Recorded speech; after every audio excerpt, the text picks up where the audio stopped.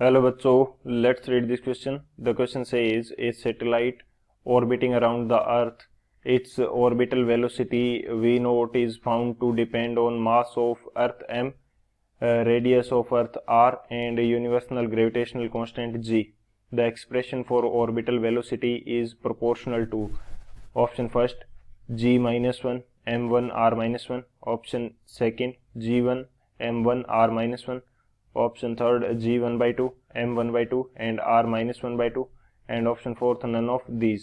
तो इस क्वेश्चन के अंदर हमें दे रखा है कि अर्थ का जो सैटेलाइट है उसकी ऑर्बिटल वेलोसिटी वी नोट है, वो अर्थ के मास, रेडियस और यूनिवर्सल ग्रेविटेशनल कांस्टेंट पे डिपेंड करती है। तो वो किस प्रकार से डिपेंड करेगी वो हमें फाइंड आउट करना है। तो बात करते हैं हम लोग की कंसेप्ट की यदि बात करें तो की कंसेप्ट हमारे पास इस क्वेश्चन के लिए क्या यूज होगा। फर्स्ट जो की कंसेप्ट है वो हमारे पास रहेगा डायमेंशनल एनालिसिस। डायमेंशनल एनालिसिस से हमारे पास क्या मीनिंग होगा कि हम डायमेंशन के थ्रू एनालाइज करेंगे कि वो किस प्रकार से डिपेंड कर रहा है। ये किस प्रकार से करेंगे, ये होता है हमारे पास कि कोई भी फिजिकल क्वांटिटी है उसको किसी अदर वैल्यू के रिस्पेक्ट में शो करते हैं तो उसके लेफ्ट हैंड साइड की जो डायमेंशन होगी वो राइट हैंड साइड के डायमेंशन के इक्वल होती है। Dimension of left hand side is equal to dimension of right hand side. ये भी किस प्रकार से होगा इसको एक एग्जांपल से समझते हैं हम लोग। हमें यहाँ पे क्वेश्चन के अंदर बोल रखा है कि ऑर्बिटल वेलोसिटी जो है वी नोट वो डिपेंड करती है किसके ऊपर, मास, रेडियस एंड जी के ऊपर। सो मैं मान लेता हूँ कि मास के ऊपर ये किस प्रकार से डिपेंड कर रही है m to the power a, and जो हमारे पास रेडियस है इसके ऊपर डिपेंड कर रही है m to the power b। Radius के ऊपर किस प्रकार से डिपेंड कर रही है, या ऐसा करते हैं थोड़ा सा इसको मैं एग्जैक्ट क्या किसी भी तरह से मान लो, कोई दिक्कत नहीं है। हम मान लेते हैं कि g के रिस्पेक्ट में किस प्रकार से डिपेंड कर रही है g to the power a, and m के रिस्पेक्ट में किस प्रकार से डिपेंड कर रही है m to the power b, and radius जो है इसके रिस्पेक्ट में डिपेंड कर रही है r to the power c। So मैं प्रोपोर्शनलिटी का सिंबल हटाऊंगा तो ये मेरे पास आ जाएगा कांस्टेंट k मान लिया मैंने, g के रिस्पेक्ट में a, मास के रिस्पेक्ट में b एंड रेडियस के रिस्पेक्ट में c। अब हमारे पास इस फॉर्मूला को ध्यान से देखें तो एक लेफ्ट हैंड साइड है एंड एक राइट हैंड साइड है। सो इन दोनों की डायमेंशन क्या होनी चाहिए, इक्वल होनी चाहिए। कांस्टेंट की कोई डायमेंशन होती नहीं है। सो हम इसको क्या करेंगे, एनालाइज कर लेंगे। ये इन दोनों साइड की जो डायमेंशन है, कांस्टेंट की कोई डायमेंशन नहीं होती इसलिए मैंने इसको बाहर रखा है। सो ये left hand side and right hand side की जो डायमेंशन है वो दोनों इक्वल होनी चाहिए। तो फिर एनालाइज करेंगे तो हमें ए, बी एंड सी की जो वैल्यू है वो मिल जाएगी। सो यहाँ पे मैं बात करता हूँ कि वेलोसिटी जो होती है, ऑर्बिटल वेलोसिटी है, वी नोट क्या है, वेलोसिटी है। तो वेलोसिटी की डायमेंशन क्या होती है, बेसिकली जो वेलोसिटी है इसको हम रिप्रेजेंट करते हैं dx बाई dt से। ऑर्बिटल वेलोसिटी की बात नहीं कर रहा मैं, जनरल वेलोसिटी की बात कर रहा हूँ, डिस्प्लेसमेंट बाय टाइम। सो कोई भी वेलोसिटी होगी, चाहे किसी भी फॉर्मूला से वो वेलोसिटी बनती हो, तो उसकी डायमेंशन यही रहेगी। डायमेंशन क्या रहेगी, उसकी डायमेंशन रहेगी L1 t माइनस 1, क्योंकि डिस्प्लेसमेंट के लिए क्या हो जाएगी, लेंथ की डायमेंशन हो जाएगी, एंड जो टाइम पीरियड है उसके लिए टाइम पीरियड t की डायमेंशन हो जाएगी। सो कोई भी फॉर्मूला से वेलोसिटी बनती हो उसकी डायमेंशन सेम रहने वाली है।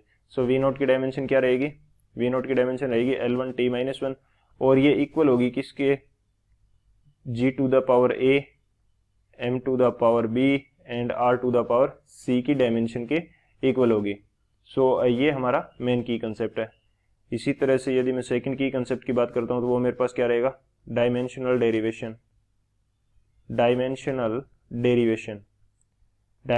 डेरिवेशन से क्या मीनिंग है कि हम किसी भी फिजिकल क्वांटिटी के फॉर्मूला से उसकी डायमेंशन फाइंड आउट कर सकते हैं। जैसे हमने अभी ऊपर वेलोसिटी की फाइंड आउट की थी, इसी तरह से एग्जांपल से यदि मैं जी की फाइंड आउट करता हूं तो मेरे को क्या मिलेगी, हमारे पास फोर्स का एक फॉर्मूला रहता है क्या, G m1 m2 by D square, G m1 m2 by D square, ये ग्रेविटेशनल फोर्स का फॉर्मूला होता है।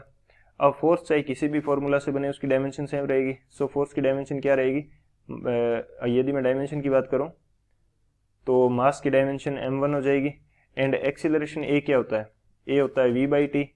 v की डायमेंशन हमें पता है L1 t माइनस 1। सो ये नीचे का t एक और ऊपर जाएगा तो a की डायमेंशन क्या हो जाएगी, L1 t minus 2। So force की डायमेंशन हमेशा यही रहेगी।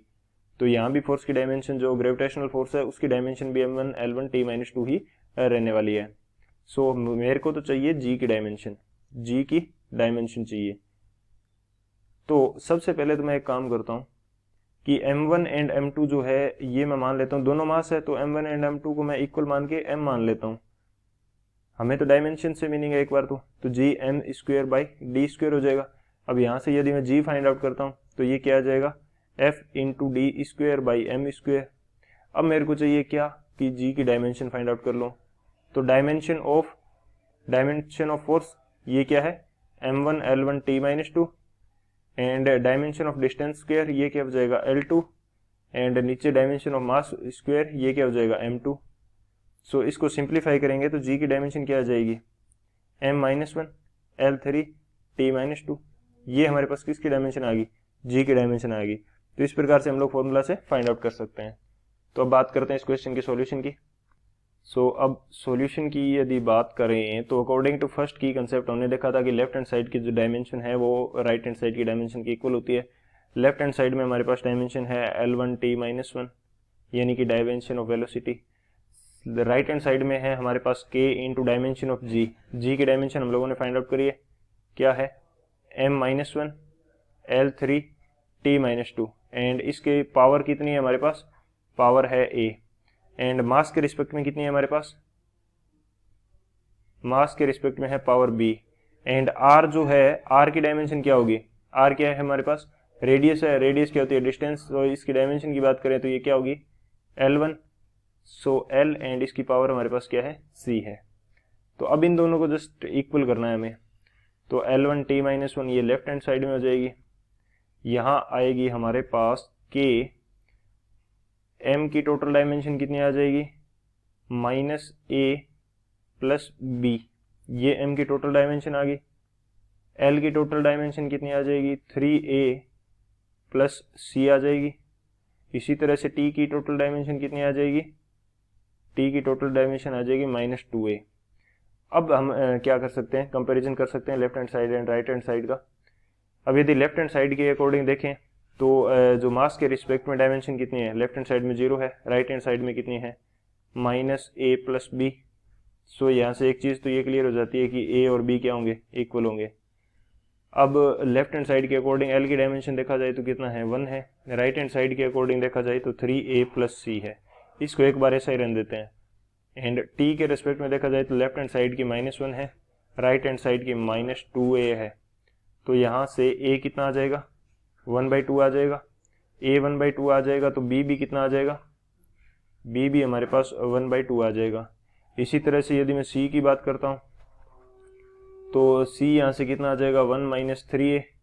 तो a की वैल्यू क्या है, 1/2 यहाँ पे रखेंगे, 1/2 यहाँ पे रख देंगे तो ये हमारे पास कितना आ जाएगा, -1/2। सो तीनों की वैल्यू हमें फाइंड आउट कर ली। और अब एक बात यदि फिर से याद करें तो हमने माना था कि जो हमारी वैल्यू है वेलोसिटी की, ऑर्बिटल वेलोसिटी v0 की, वो हमने क्या मानी थी, किसके ऊपर डिपेंड कर रही थी, g के रिस्पेक्ट में a के ऊपर, g के रिस्पेक्ट में a के ऊपर, मास के रिस्पेक्ट में b के ऊपर, एंड रेडियस के रिस्पेक्ट में c के ऊपर। सो a की वैल्यू हमारी कितनी आ गई, 1/2, b की वैल्यू हमारी कितनी आ गई, 1/2, c की वैल्यू हमारी कितनी आ गई, -1/2। सो ये वैल्यूज आ गई। तो इस प्रकार से ये वेलोसिटी जो ऑर्बिटल वेलोसिटी है इनके ऊपर डिपेंड कर रही है। तो बात करते हैं ऑप्शन की कि कौन सा ऑप्शन करेक्ट हो जाएगा हमारे पास। तो ऑप्शन की यदि बात करें जो थर्ड ऑप्शन है g 1/2 m 1/2 एंड r -1/2, ये करेक्ट हो जाएगा। So option C is the final answer. I hope you understood it well. Best of luck. Thank you.